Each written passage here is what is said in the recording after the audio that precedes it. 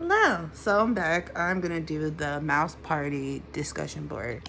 Now, I know from what I've learned, what did I learn about this experiment? Learning about meth and how it with the mouse and how it enters the brain. So basically, when meth is entered in your brain, all of your dopamine, your neomorphine and serotonin, synapses has become flooded with the neurotransmitter, which is a situation that can be very both dangerous and very unnatural.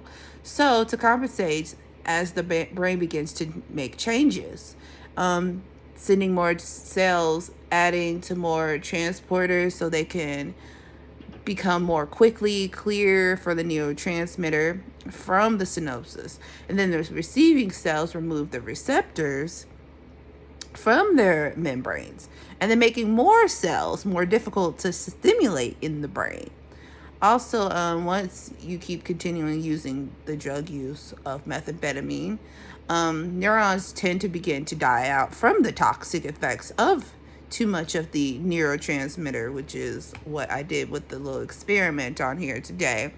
And once the receiving cells do tend to tone down, as their responses, become more cut back of the connections to the sending cells. And then meth becomes the new normal for the brain.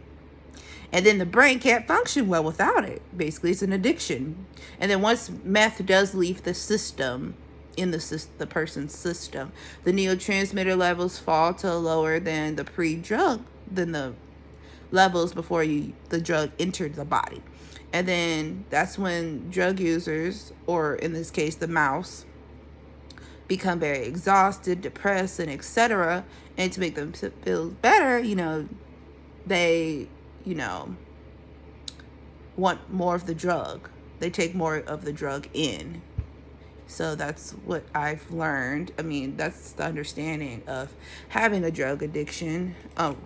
And I know dopamine is a transmitter. I mean, I learned a lot, but was just talking about how the long-term effects meth can be for using that type of drug, methamphetamine specifically. But once again, I would like to thank you for watching my video.